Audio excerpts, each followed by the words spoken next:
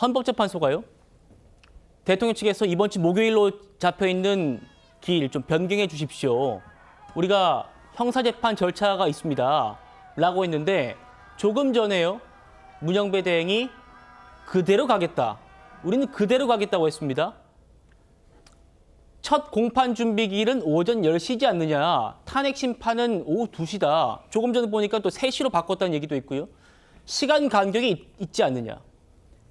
변론 기일에 당사자도 중요하고 그리고 재판부도 중요하고 증인 일정도 모두 중요하다. 어떻게 말씀 주시겠습니까? 굉장히 부당할 뿐만 아니라 이례적입니다. 그래서 법률 전문가들은 하나같이 이런 진행은 정말 드물고 피고인의 방어권 보장 그리고 피소취인의 방어권 보장을 위해서는 정말 부적절한 일이다라고 입을 모아서 얘기를 하고 있을 정도거든요. 그게 왜 그러냐면은 사실 피소취인이나 형사 피고인 같은 경우에는 방어권은 헌법상의 권리이고 재판부의 재판 진행은 형사소송법상의 권리이기 때문에 피소취인에 대해서 재판부 사정 때문에 이해해라 이런 얘기는 성립될 수가 없거든요. 게다가 증인들 같은 경우에는 소환 통지서를 별도로 보내면 다른 날짜에 소환이 가능합니다. 그러니까 다 융통성 있게 할 수 있음에 불구하고 이걸 지금 강행한다라는 거는 실질적으로 공정하고 적정한 재판을 받을 권리를 침해하는 수준에 이르런다. 왜냐하면은 지금 핑계로 삼았던 거는 증인에 대해서 소환 청구서도 보내놨기 때문이다라고 하는데 지금 또 시간을 바꿨잖아요. 예. 시간을 바꿀 수 있는데 날짜는 못 바꾼다. 이제 그런 건 있을 수가 없거든요. 게다가 구속 상태이기 때문에 구속 상태에서는 그 하루마저도 중요합니다. 그래서 그날 윤석열 대통령은 형사 사건이 첫 기일이라서 앞으로 재판이 어떻게 진행될지를 설계를 하는 날이기 때문에 중요하고 그 더불어서 구속 취소에 관한 신문 기일이 있기 때문에 준비할 게 굉장히 많거든요. 근데 그 준비할 거에 대해서 충실하게 해야 되는데 불구하고 그걸 마치고 그 오후에 넘어와가지고 헌법재판을 해라라는 거는 그 날도 힘들 뿐만 아니라 그 예. 이전에 두 가지 재판을 모두 준비해야 돼요. 근데 하나의 사건에서도 한 명의 증인신문을 준비하는 것만으로도 굉장히 버겁습니다. 근데 세 명에 대한 증인신문을 그대로 유지하면서 다시 오전에 형사사건은 그냥 알아서 해라. 게다가 또 이거는 형사사건에 대한 변호인이 겹치거든요. 그 변호인들이 물리적으로 한계를 벗어날 수가 있습니다. 예. 양쪽 사건 전체에 대해서 변론을 충실히 준비하지 못하게 되는 원인이 되기 때문에 대단히 부적절하고 우리 그리고 참고로 검찰에서도 지금 뭐 민주당 쪽에서 강하게 인권 이래가지고 6시 넘어가면은 야간 조사 그리고 9시 넘어가면 철야 조사에 대해서 동의를 받고 동의를 못 받으면은 집으로 귀가하게 돼 있어요. 근데 지금 헌재에서는 시간을 뒤로 밀어가지고 7시부터도 증인신문을 진행하겠다라고 하는데 오히려 검찰보다 물리적으로 더 압박을 주고 고통을 가하는 진행 아닌가. 이거는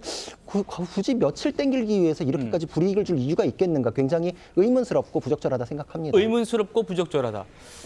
자, 전직 서울중앙지법의 부장판사 한 분이요. 내가 30년 넘게 법조인 생활을 했는데 이런 경우는 처음이다. 라고 비판했습니다. 들어보시죠.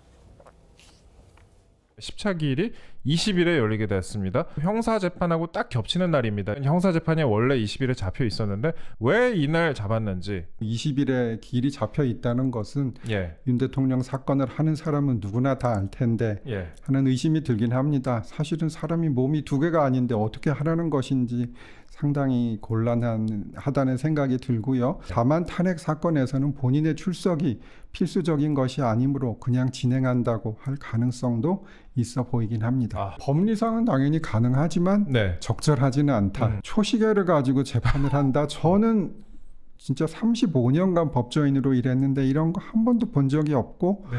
헌법재판소에 계신 재판관 분들도 법원에 있을 때는 그렇게 안 하셨을 거라. 서울중앙 변호사님, 같이 보시죠. 20일에 이번 주 목요일에 형사재판 준비기일이 잡혀 있는 건 대통령 사건을 다루는 사람들. 저도 알고 있으니까요.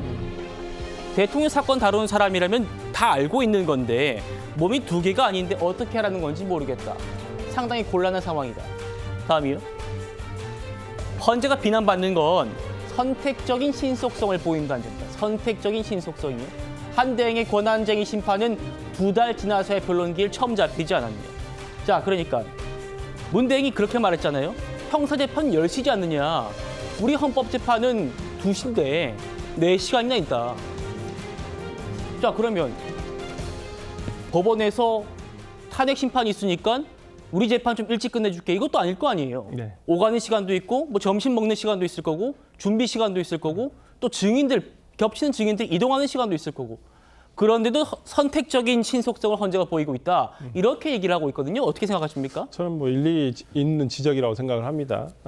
재판이란 건 이걸 이제 해본 분들은 충분히 뭐 잘 아까 우리 구 변호사님께서 잘 설명을 해주셨지만은 어떤 재판을 준비하는 데는 저렇게 하루에 어떤 시간대가 다르다 그래서 저걸 저렇게 시간대로 나눠가지고 준비할 수 있는 게 아닙니다. 특히나 지금 형사사건과 탄핵재판이 같이 진행을 되고 있습니다. 근데 여기에 겹치는 변호사가 총 21명의 변호사 중에서 13명 정도가 지금 겹친다고 해요. 그러면 네. 주력으로 아마 그 일을 담당하고 있는 변호사가 13명 정도가 지금 같이 하고 있다는 얘기인데 아마 일을 나눠서 하더라도 이 두 가지를 나눠서 준비하기는 상당히 쉽지 않을 것이다. 특히나 첫 번째 기일 둘 다 뭐 불출석해도 됩니다. 뭐 변론 준비 기일이고 공판 준비 기일이고 하나는 뭐 헌법재판소도 필수적 출석 의무가 있는 것은 아닙니다만은 현재까지 이제까지 뭐 윤석열 대통령이 계속 출석을 해오지 않았습니까?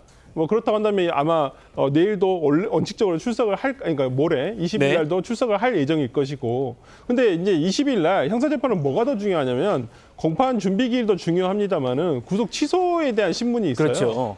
구속 취소에 대한 신문에서는 상당히 저는 이 부분은 좀 우리가 법리적으로도 한번 살펴볼 것은 있습니다. 구속 영장의 시간과 관련한 이번에 아마 법리적인 해석이 내려질 확률이 높은데 그 부분과 관련해서 당사자인 윤석열 대통령이 이 부분을 더 어떠한 그 상당히 항변을 할 것이다라고 예상이 되고 있는 상황에서 오히려 변호인단이라든지 윤석열 대통령 입장에서는 20일에 있는 구속 취소 결정, 이 취소 신문에 대해서 상당히 주력을 할 거란 말이에요. 네. 그렇다고 한다면 저는 증인 신문도 이게 그냥 간단한 증인 신문이 아니지 않습니까? 제가 어제도 말씀드렸습니다마는 헌법재판소는 이 결정에 대해서 불복할 수 있는 방법이 없습니다.